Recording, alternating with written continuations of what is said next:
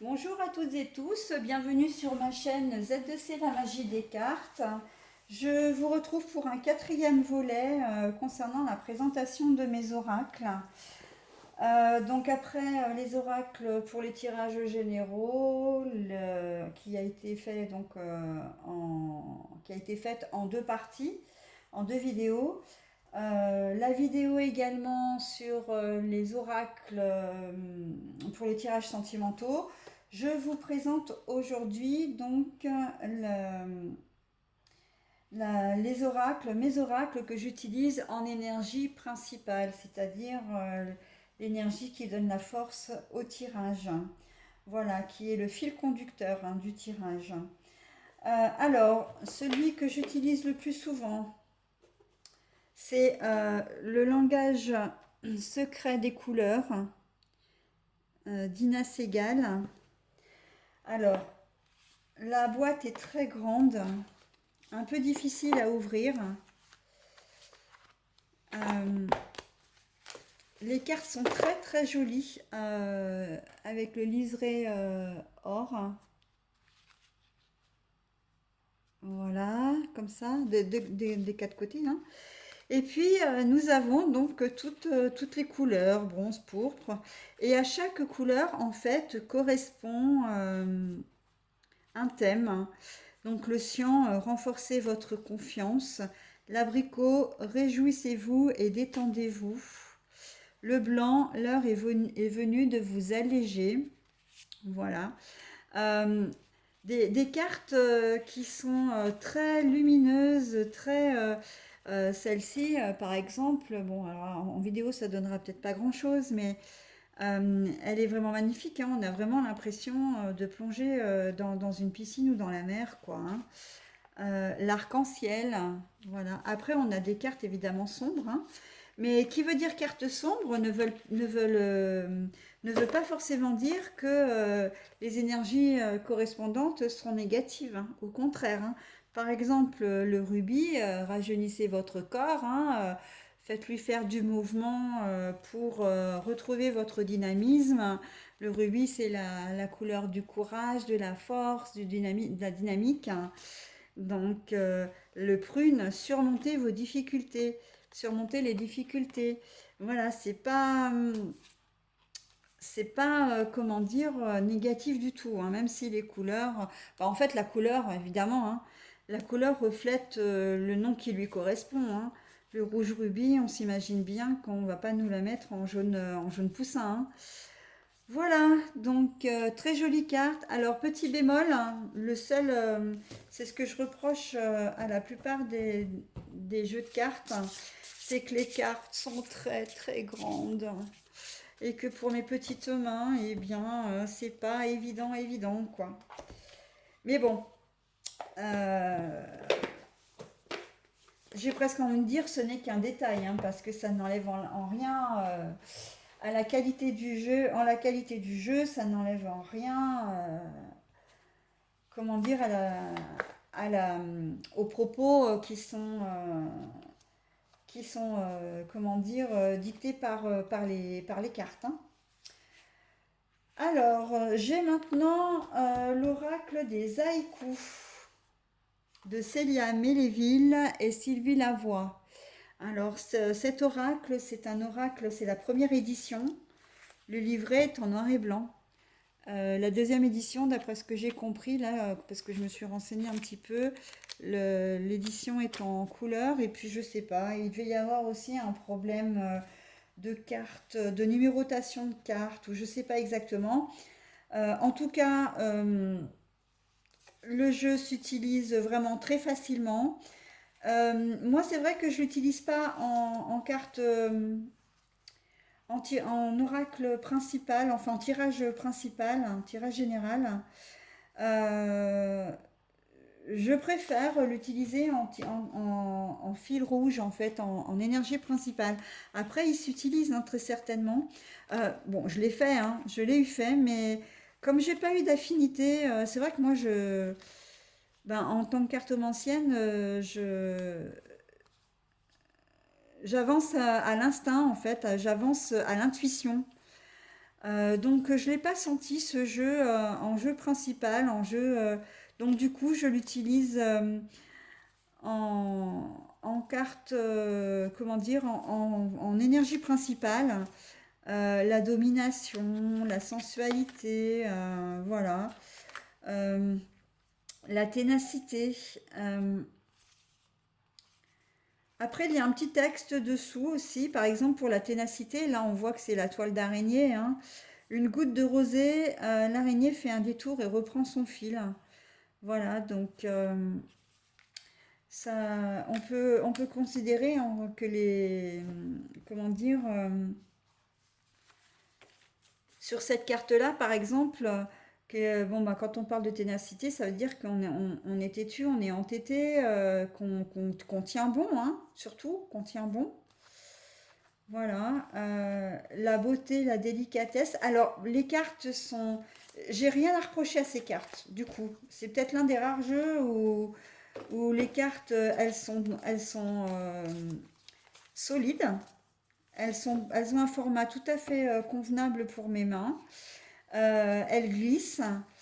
Ouais, elles sont très malléables. Donc, vraiment, au niveau manipulation, très très bien pour moi, quoi. J'ai rien à redire. Voilà, donc elles sont magnifiques également, très douces, même quand même quand elles annoncent des choses qui sont peut-être un peu plus délicates, pardon, comme la peine, vous voyez. Euh, les, les traits sont quand même très bien pensés, hein, très fins, on dirait presque un tableau. J'aime beaucoup, moi je le trouve très zen en fait, cet oracle. Très, ouais, très reposant, très, très jeune aussi. On aurait presque l'impression que c'est une jeune fille qui l'a créé. Ou fait pour une jeune fille, fait pour les jeunes filles, hein. Mais j'aime beaucoup, vraiment. Donc il s'appelle l'oracle des haïkus. Euh, Certains disent haïkus. Bon, bah écoutez, moi je ne sais pas. Moi je parle, enfin, je le dis comme je le sens. Donc pour moi, haïkus, ça me va très bien. Donc de Célia Méléville et Sylvie Lavoie. Et on m'avait dit, ouais, quand je l'ai acheté, qu'il y avait un problème de numérotation, je sais pas. Ils en ont parlé également, parce que je me suis renseignée sur Internet. Et il y avait, je crois que les créatrices avaient fait une vidéo pour le présenter, justement, où elles en parlaient. Et honnêtement, moi, je ne l'ai pas vu, hein. Déjà parce que moi, à la base, les cartes sont pas numérotées. Alors, est-ce que c'est par rapport au livret, peut-être? Oui, bah oui, parce que là c'est numéroté, mais là elles ne le sont pas. Alors, je crois qu'il y avait une dissonance entre le livret comment dire et les cartes, mais très honnêtement, ça n'engage. Enfin, c'est rien quoi, c'est un détail, hein. Si toutefois vous hésitiez à acheter l'une ou l'autre des versions et que cette version-là est moins chère, mais que effectivement on vous fait part de ce petit défaut, ça sert pas à grand chose de dépenser un peu plus d'argent pour avoir la dernière version si celle-ci est tout à fait convenable, hein. Après, chacun son avis, bien entendu. C'est juste mon ressenti encore une fois, hein. Voilà, donc l'oracle des haïkus. Ensuite, l'oracle aromatique de Lucie Christian. Alors, celui-ci, je l'aime énormément. Pourquoi? Parce qu'il sent bon l'été, il sent bon la Provence. On a l'impression, alors il n'a pas d'odeur hein, du tout, hein, qu'on se le dise, hein, mais il invite, euh, il invite aux effluves, ah ouais, aux effluves de la Provence. L'oracle aromatique, pour moi, quand je l'ai vu, ça m'a fait penser tout de suite à ça, au, à la saveur du thym, enfin à l'odeur. hauteur du thym, de la lavande, de toutes les saveurs possibles, hein, odeurs possibles. Euh, il est très doux, très zen, avec ses couleurs un peu vert anis, un peu... voilà, donc nous avons la myrte verte. Alors à chaque fois, il y a le numéro de la carte, hein, il y a le nom et il y a le symbole. Donc la myrte verte, son symbole, c'est l'émerveillement. Euh, le néroli, la sérénité, la rose, la créativité, par exemple. Voilà, le vétiver, l'ancrage. Donc voilà, vraiment Ouais, ouais, Mais en fait, il est vraiment bien pensé. Alors les cartes sont malléables. Pareil, hein, elles se brassent quand même assez bien. Bon, peut-être un petit peu grandes, mais bon, ça passe. En fait, elles sont, elles sont grandes, mais elles sont un peu moins larges que les autres. Parce qu'en fin de compte, dans les grandes cartes, ce qui me dérange, moi, c'est pas tant la hauteur, c'est plus la largeur, le fait de pouvoir les tenir dans les mains. Voilà. Ah ouais, celui-ci, en plus, vous voyez, hein, avec les couleurs, vraiment les couleurs, on, on a envie de mettre la boîte, de se mettre la boîte sous le nez en espérant qu'il y ait une odeur qui se dégage, genre pourquoi pas de chlorophylle ou de thym, ou ouais, voilà, les odeurs du sud, j'ai presque envie de dire, alors qu'en fait là, il regroupe tout, hein, mais il invite vraiment à une odeur, ouais, à sentir, quoi, à sentir des odeurs particulières. C'est d'ailleurs dommage qu'ils n'aient pas pensé à aromatiser les... Bon, après, c'est peut-être plus cher, et puis avec les soucis d'allergie, c'est peut-être pas faisable non plus. Mais de trouver une petite essence, en fait, pour imbiber les cartes, imbiber, ça aurait été sympa. Bon, c'était un petit commentaire personnel, hein. Alors là, ensuite, nous avons les inspirations par les fleurs, donc Botanical Inspiration de Lynn Arojo et bah, c'est tout. Euh, voilà. Alors, pardon pour mon accent, hein, mais sinon on dit Lynn Arojo, hein, ou Arojo éventuellement, comme on est français, donc on prononce les J. Avec le petit livret. Voilà, très élégant, très sobre à la fois, mais très élégant. Un peu dans un style victorien également, hein, quand on voit le dos des cartes par exemple. Euh, Très sobre les cartes, avec le nom, comment dire, en anglais, et puis le nom latin dessous, la campanule. Par exemple, la violette, la rose blanche, voilà, la gentiane également, magnolia. Donc nous avons, comme je disais, le nom en anglais, nous avons la résonance latine, et puis nous avons le symbole, hein, de ce qu'elle représente. Par exemple, le lilas, c'est les premières émotions de l'amour, hein, avec une petite citation à chaque fois. Hein. Il y a la citation et il y a le nom de l'auteur de la citation avec. Poétique, hein, très poétique, très romantique, cet oracle. Donc à chaque fois, le principe pour moi, c'est de tirer une carte en début de tirage, donc avant les cartes du tirage, pour connaître la tendance.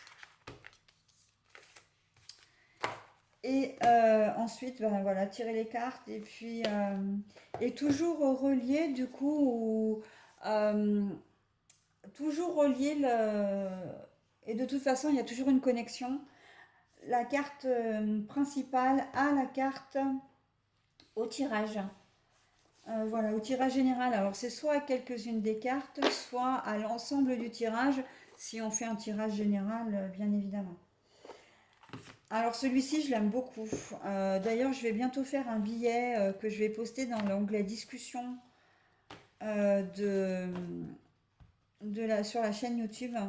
C'est l'oracle des synchronicités avec Elisabeth Horowitz ou Horowitz. Voilà. Alors, rien n'est un hasard. Rien ne se fait au hasard non plus. Et on vit, chacun d'entre nous a déjà vécu au moins une fois un mécanisme de synchronicité, quel qu'il soit. Donc d'abord, je vais déjà vous montrer les cartes. Le mot émergent, le rêve prédictif, le collage intuitif, la seconde chance, le ressenti intime. Le ressenti intime, c'est quand vous êtes face à une personne, par exemple, et que vous vous dites que vous avez un ressenti, par exemple, que vous avez un a priori, pourquoi pas, avec cette personne, et que vous dites, oh là là, je vais pas m'en approcher parce que celle-ci me fait quelqu'un à histoire, et qu'en fait, vous apprenez peu de temps après que effectivement, ben, cette personne est au cœur d'un conflit et qu'elle a peut-être même créé le conflit. C'est un exemple de ressenti intime. Le ressenti intime, moi je l'ai souvent dans les cartes avec l'intuition. Euh, c'est quelque chose qui se vit de manière très personnelle, hein, le ressenti intime, hein. Voilà, sinon, qu'est-ce que je pourrais vous dire? Ah, la rencontre. Ben, la rencontre, en fait, ça peut être dans le signe des synchronicités. Comme signe de synchronicité, c'est que vous pensez à une personne. Ah bah tiens, je l'appellerais bien pour qu'on aille boire un verre ou pour qu'on se voit, ça fait longtemps qu'on ne s'est pas vu. Et hop, vous sortez de votre travail, vous faites quatre pas, ou dans les jours qui viennent, hein, parce que mais normalement, la synchronicité, c'est quelque chose qui arrive quand même assez vite, hein. Euh, vous vous dites ça le matin en allant au travail, à midi, vous sortez, vous faites quatre pas, et hop, vous tombez sur la personne à laquelle vous aviez pensé.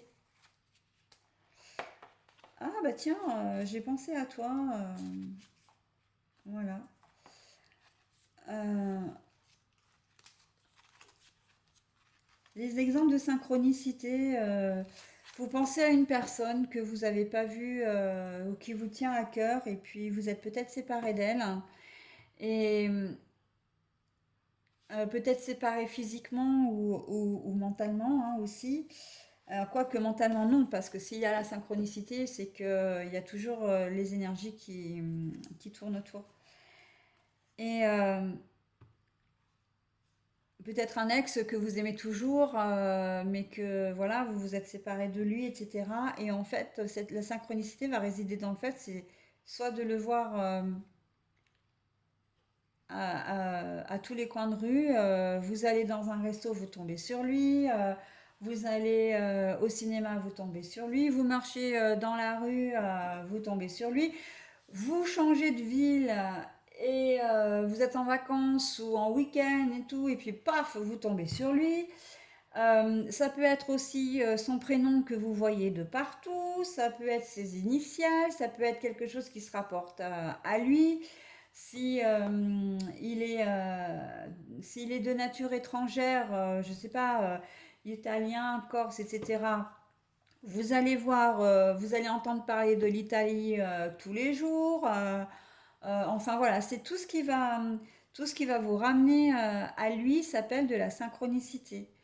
Vous pensez à lui et vous avez ce phénomène, voilà, qui apparaît.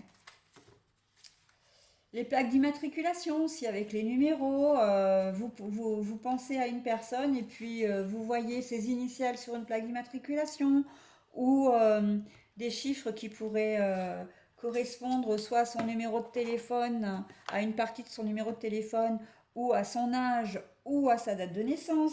Enfin voilà, c'est un peu ça, la synchronicité. Donc ça, c'est vrai que j'aime bien l'utiliser aussi en carte générale parce que Euh, Il n'y a pas de hasard. Il n'y a pas de hasard. Donc, ben voilà, j'ai terminé pour mes oracles relatifs aux énergies principales. S'il me reste un petit peu de batterie sur mon téléphone, je vais vous présenter les oracles que j'utilise pour la conclusion, en conclusion de tirage. Voilà. Eh bien, écoutez, je vous souhaite une bonne fin de journée. Je vous dis à bientôt.